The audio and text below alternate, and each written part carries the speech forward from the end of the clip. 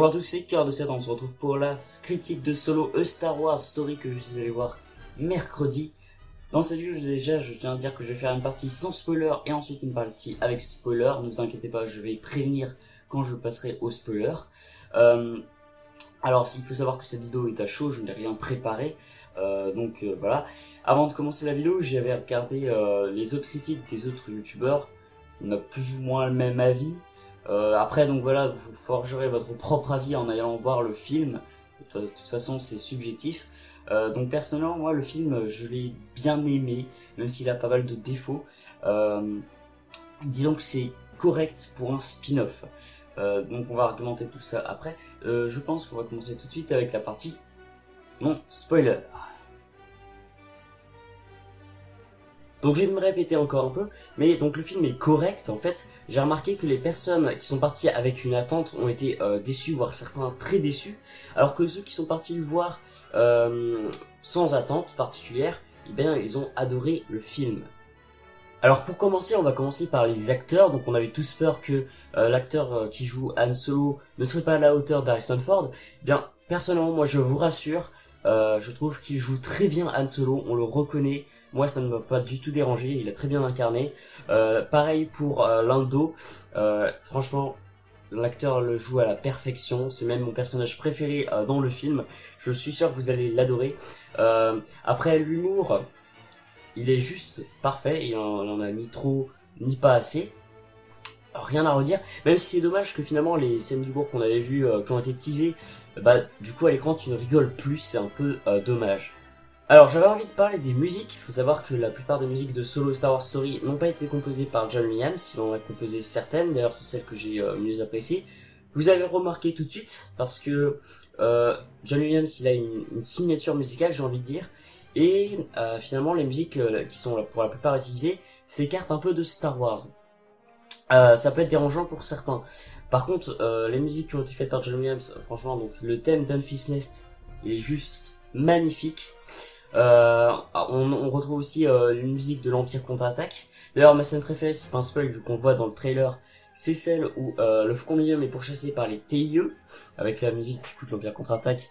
C'est juste magnifique. Mais du coup, voilà. Les musiques sont assez différentes, je trouve que pour les scènes d'action, elles ne sont pas assez entraînantes, on n'est pas assez plongé dans le film en fait. En tout cas, c'est mon avis là-dessus.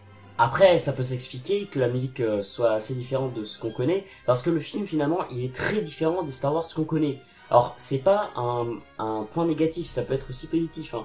Franchement, moi j'ai apprécié, parce que finalement, d'un côté dans le film, on voit la vie des civils, surtout notamment au début du film, on voit comment les civils vivent, parce que finalement, dans les Star Wars, on s'en fout un peu des gens un peu comme nous. Et je trouve ça intéressant. D'ailleurs, le film, je trouve qu'il est un peu sombre au début. Et puis, on voit aussi le côté, le point de vue de l'Empire, que j'ai beaucoup apprécié, hein, aussi au début d'ailleurs. C'est très intéressant de voir enfin le point de vue de l'Empire. Et voilà. D'ailleurs, l'Empire, il ne va pas être très présent dans le film. C'était vraiment un ennemi mineur pour Solo. En même temps, c'est normal, l'Empire va pas forcément s'intéresser à un contrebandier.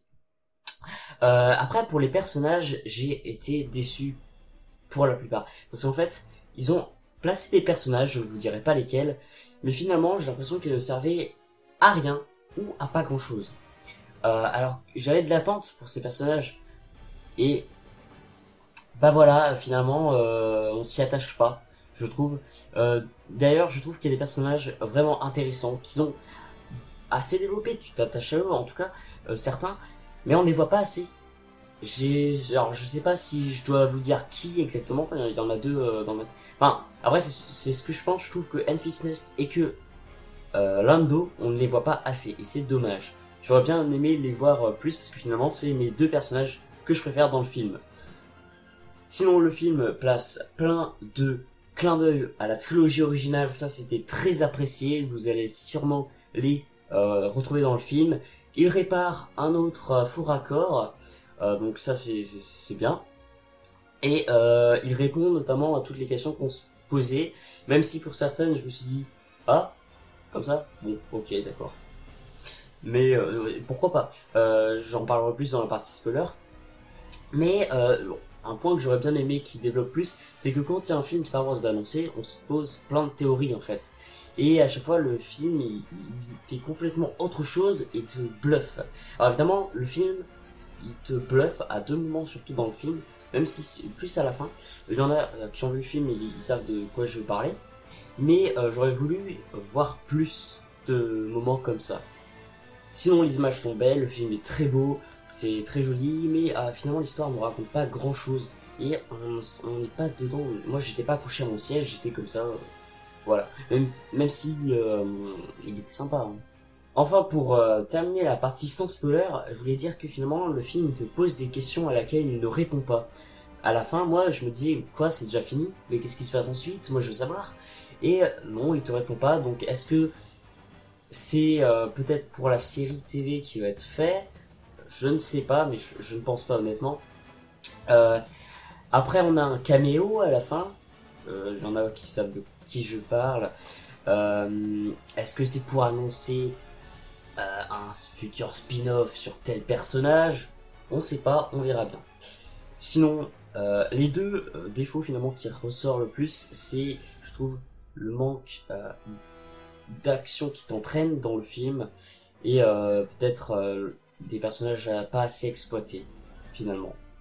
Donc maintenant je pense qu'on va passer à la partie avec spoiler. Donc pour ceux qui nous quittent, qui vont aller voir le film la semaine prochaine ou cet après-midi, bah, je vous dis bon visionnage. J'espère que vous aimerez le film. Si vous l'aimez pas, peut-être aller le voir une deuxième fois pour vous forger un deuxième avis, je ne sais pas. Sinon les autres, on continue avec la partie spoiler. C'est parti. Alors, pour commencer pour la partie spoiler, et bah écoutez, on va commencer tout de suite avec Dark Maul, qui apparaît à la fin du film. Je m'y attendais pas du tout, j'y croyais pas du tout, je me suis même levé de mon siège. C'était ouf, mais finalement, je me suis rendu compte que bah, j'étais déçu parce que c'était tellement du fan service. Parce que, ouais, c'est cool de voir, mais surtout, en fait, la partie que j'ai pas aimé, surtout quand il allume son sabre. Parce qu'en fait, on dirait, enfin vraiment, il le fait, mais ça ne sert à rien. C'est le geste n'a servi à rien. On dirait qu'il est là pour dire, eh, vous avez vu, c'est moi Dark Maul, vous m'avez reconnu, je suis vivant. Et finalement, bah, voilà. D'ailleurs, il y en a qui disent que c'est un film pour les fans, ce qui est pas vraiment faux. Et c'est vrai que du coup, les gens qui ne regardent que les films, eh bien, ils ne comprennent pas qu'est-ce qu'il fout Dark Maul. Ils savent pas qu'il est en vie en fait. Ça peut être un peu incompréhensible. Mais voilà, donc Dark Maul, est-ce qu'il était là pour annoncer pourquoi pas un spin-off sur Obi-Wan, vu qu'il est quand même lié à Obi-Wan, c'est son rival, et qui pourrait arriver en 2020 d'ailleurs, tous les fans le veulent, donc pourquoi pas. Mais je trouvais ça dommage d'avoir fait ça quoi. Ensuite, donc, on va parler de toutes les réponses qu'il nous a données, mais notamment, je pense, au nom de Han Solo. On nous a dit, oui, alors on va voir l'origine du nom Solo. En fait, c'est pas son vrai nom. Mais pourquoi nous dire que Solo n'est pas le vrai nom de Han pour nous montrer que c'est comme ça qu'il l'a eu? Donc en fait, il est là, il est au spatioport et il demande à un officier impérial de devenir pilote. Et il dit alors comment tu t'appelles? Je m'appelle Han. Han comment? Han, je sais pas, j'ai pas de nom. Il dit, oh d'accord, t'es tout seul. Ah, Han Solo? Alors, pourquoi pas? D'accord, c'est pour montrer. Mais autant ne pas nous dire que c'est pas son vrai nom, ça n'avait aucun intérêt, c'était pour montrer ça en fait. Je trouve que c'est un peu con. Sinon ensuite il y a la scène de Han qui rencontre Chewie, alors franchement là génial, je m'y attendais pas du tout quand ils disent emmenez-le à la bête, je m'attendais à un Rancor ou un Wampa de cette planète là, et en fait non c'est Chewbacca, donc franchement génial, franchement c'était cool. En plus c'est Solo qui va parler Wookiee pour communiquer avec Chewbacca, donc très bien, franchement rien à dire. Ensuite, quand je parlais des personnages inutiles dans la partie non spoiler, je pensais surtout à Val et au pilote à 4 bras là. Franchement, ils ne servent à rien. Alors autant Val, Val par contre, elle ne sert vraiment à rien parce qu'elle meurt en se sacrifiant.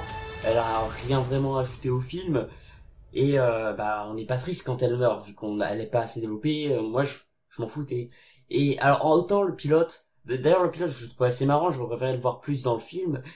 Alors, sa seule utilité serait d'avoir laissé la place à Han Solo en tant que pilote. Mais voilà, c'est dommage, pas les avoir vus plus que ça. Ensuite, on va parler du fameux L3. L3 qui en fait, bah, il apporte pas du tout le même rôle que K2SO, hein. Franchement, il est beaucoup moins bien que K2SO. Alors, autant son rôle était un peu marrant, qui voulait défendre les droits et les libertés des droïdes, ça c'était sympa, et je me dis qu'il voulait faire quelque chose de bien avec ce personnage, mais elle meurt dans les 30 premières minutes du film, un peu ridicule, elle dit vive la rébellion, et puis elle meurt comme ça. Moi j'étais plus triste pour Lando, qui avait l'air, qui était triste pour elle en fait, que pour L3 en fait, c'était dommage. Même si après finalement ils incluent sa mémoire dans le Faucon Millennium, qui rend le Faucon un peu plus comme quelqu'un plutôt que quelque chose, c'est vrai. Concernant le personnage de Enfys Nest, je trouvais ça dommage parce que en fait, franchement, je l'ai adoré dans le film, elle était géniale. Mais je voulais la voir plus, je voulais la voir se battre contre Raiden Voss, qui est d'ailleurs un très bon méchant, rien à dire sur lui franchement. Mais voilà, je trouvais ça dommage. Sinon, après c'est bien, ils font une liaison entre Solo et Star Wars 4 en envoyant Solo sur Tatooine.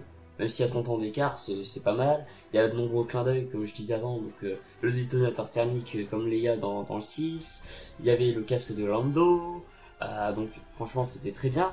Ensuite, les parties de Sabak, très bien, ni trop longues ni trop courtes. Ils ont réparé le faux raccord de Han et de Yann. À un moment, c'est Lando qui se gourre et qui l'appelle Yann et Han le corrige. Donc c'est assez cool. On voit que l'Empire, finalement, c'est pas que des monstres, qu'il y a aussi des pertes et que c'est triste, voilà. Notamment au début du film. Et on voit aussi que l'espoir et la rébellion est partout. Parce qu'en fait, Enfys Nest n'est pas méchante, elle est gentille. Je m'y attendais pas non plus. Donc voilà, c'est cool. Enfin, pour terminer cette vidéo, j'aurais parlé de la fin, où je disais qu'en fait, il pose des questions et que ça te répondit pas, c'est parce qu'à la fin, donc... Alors, Kira trahit Anne, je m'en doutais, et en fait, ensuite, elle rejoint Dark Maul sur Dathomir, et on sait pas ce qui va se passer ensuite. Alors moi, je me demande quand même qu'est-ce qui va se passer, mais on ne saura pas, hein. C'est comme Maz, quand elle a le sabre laser de Luke, on sait pas comment elle a fait, c'est pareil, mais bon. Sur ce, la vidéo est finie. Moi, je vais sûrement aller revoir une deuxième fois pour me faire un autre avis. Pour ceux qui n'ont pas vu, je vous souhaite un bon visionnage. Dites-moi dans les commentaires si vous êtes d'accord avec moi ou non. Dites-moi ce que vous avez pensé du film. Tu peux mettre un like, un petit commentaire comme je viens de le dire. Et tu peux rejoindre la rébellion en t'abonnant. Moi, je vous dis à plus sur la prochaine vidéo et que la force soit avec vous. Bye tout le monde.